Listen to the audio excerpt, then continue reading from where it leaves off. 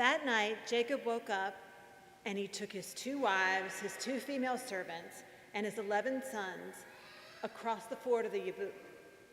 After he sent them across, he sent across all of his possessions. So Jacob was left alone, and a man wrestled with him until daybreak. When the man realized that he couldn't overpower Jacob, he touched Jacob's hip socket, so his hip was wrenched as he wrestled with the man.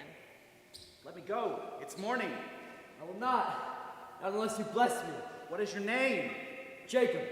No. No longer will your name be Jacob, but Israel. For you have struggled against humans and with God and have overcome. Please, tell me your name. Why do you ask my name?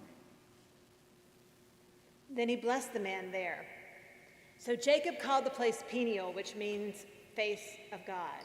He called it that because he had seen God face to face, and yet he was spared.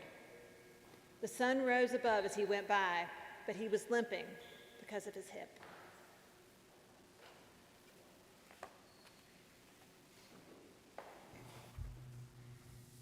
Thank you, Lori Tate, our narrator, and David Brinson and Whittier Henry, our actors today. Yet another reminder that we all have gifts to bring into worship leadership.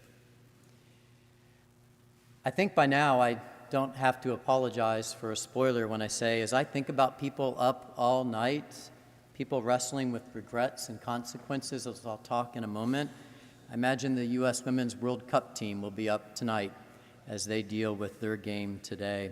If you were one of the folks who was up early to watch the game, I hope you're able to keep those eyes open for a little longer here during the sermon in worship.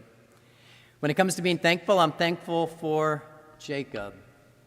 I'm thankful for this biblical patriarch who has bouts of being a bad brother. This biblical patriarch who has questionable business ethics, poor communication skills, poor parenting skills. This biblical patriarch who is overtaken not by the brother that he feared, but by the God he did not expect.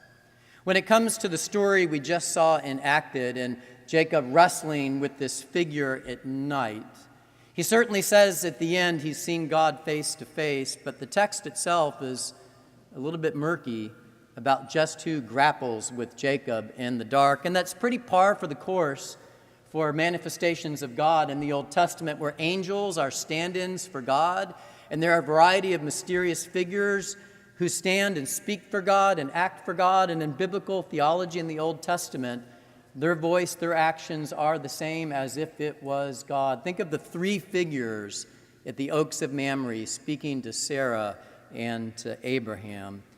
We have an angel, we have God, we have Jacob's experience of wrestling, and I'm thankful for this story.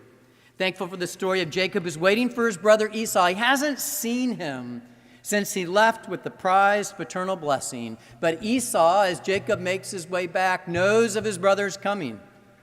And Esau is on the march to greet his fraudulent trickster brother with 400 armed men. And so Jacob there at night sweats out the coming encounter. He's going back to Esau in part because he can't go back to his father-in-law and uncle Laban. He had also tricked that old man as well. And on top of that, his wife had stolen the family's idols that they used in worship. So Jacob there at the river Jabbok was stuck between a rock and a hard place for sure.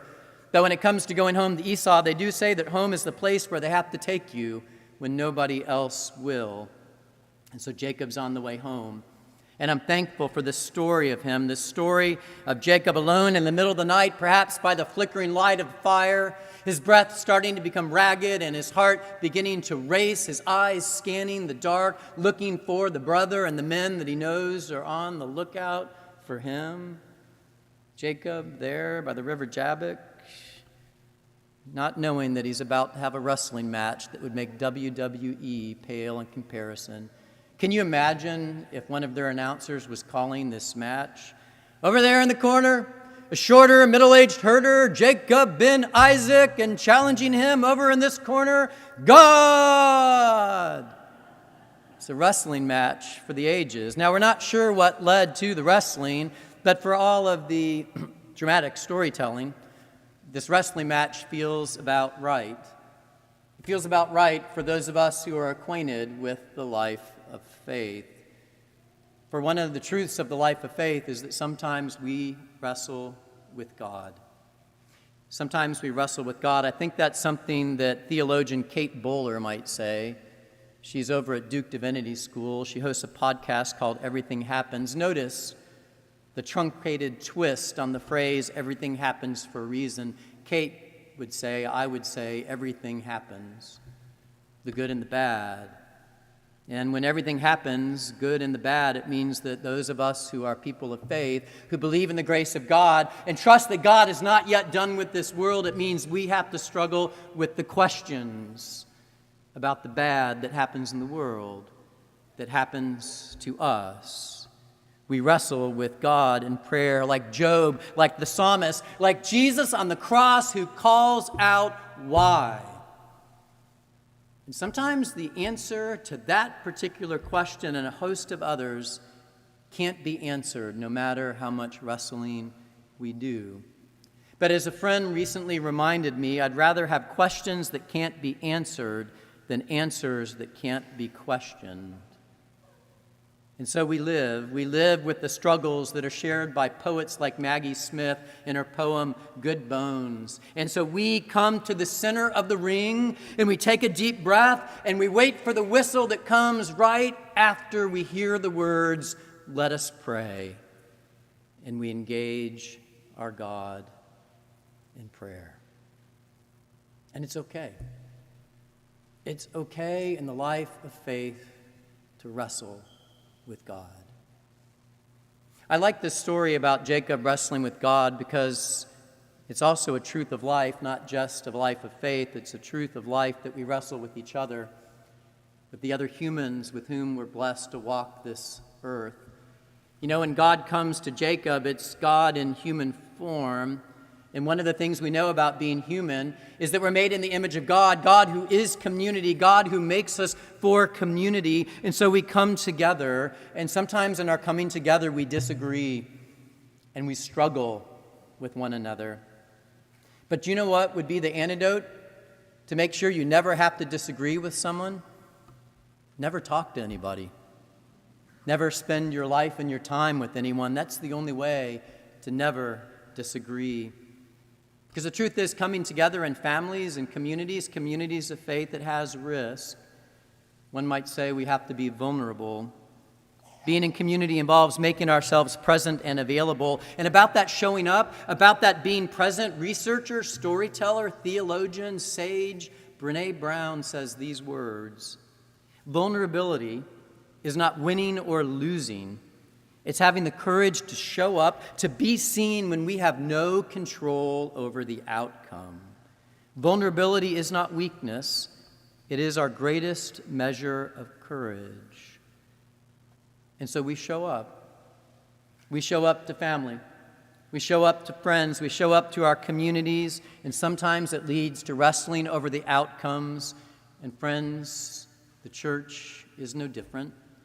For even though the church is the church of Jesus Christ, who is its head, it is we, his people, who are its members. And sometimes we struggle and wrestle together.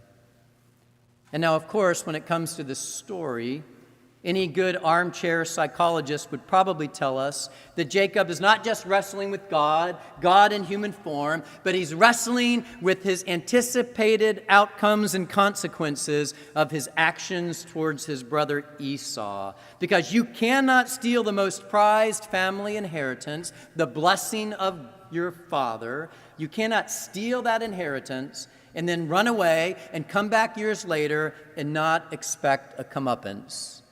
And 400 armed men sounds like comeuppance. And the truth is, we all wrestle with the consequences of our actions. For we all make mistakes. We all do things that are not right. And sometimes the things that we do hurt those around us, including the people we love. And so we have to wrestle with the consequences of what we have said and done, what we have left unsaid and undone. And while we cannot control the world's responses to our actions, including those that have hurt the ones we love, here in the church, when it comes to our response, we do have a word called grace that is embodied here at the table. It's a word of forgiveness and love that supports all that we do and say, including in response to one another for the times where our struggling has led to hurt. Now, when it comes to that sense of grace and forgiveness, I recently heard a quote from someone that I won't quite stretch and call a theologian, but he's had some words that have inspired me over the last 3 years. His name is Ted Lasso. He's a character on a TV show on Apple TV+. And while encouraging one of his friends to forgive someone who had hurt the whole team, including Ted, deeply, Ted said these words to Coach Beard: "I hope that none of us are judged by the actions of our weakest moments, but rather by the strength that we show when and if we are given a second chance." I think about Jacob's strength, which is shown not by holding God fast, but by the second chance as he walks forward into the dawn to greet his brother Esau. And as he walks into that dawn, we all saw and heard that he walks with a limp, forever changed from his wrestling with God. And the truth is, we all limp from life's experiences. But as Stephen ministers are wont to quote, we can be stronger in the broken places. We can be wounded healers who are able to be there with and for others who are wounded because of what we have experienced and because of the limp that we have as we go forward. And sometimes the limp is its own form of blessing. It's a reminder that we still live. It's a reminder that we overcame. It's a reminder that we have been blessed as we seek to bless others. Which gets me back to the first and foremost wrestler in our story, the one who I think perhaps lets Jacob think he won, the God who lets us pray and praise and wrestle and struggle, the God who lets us whine and wheedle and all the while loving us and holding us still for all of the wrestling in which Jacob does not let God go in the end as he seeks the blessing. Where is he? He is in the hands and the arms of a God who holds you fast in all of the wrestling of your life. May we know ourselves in that embrace this day and forevermore. Amen.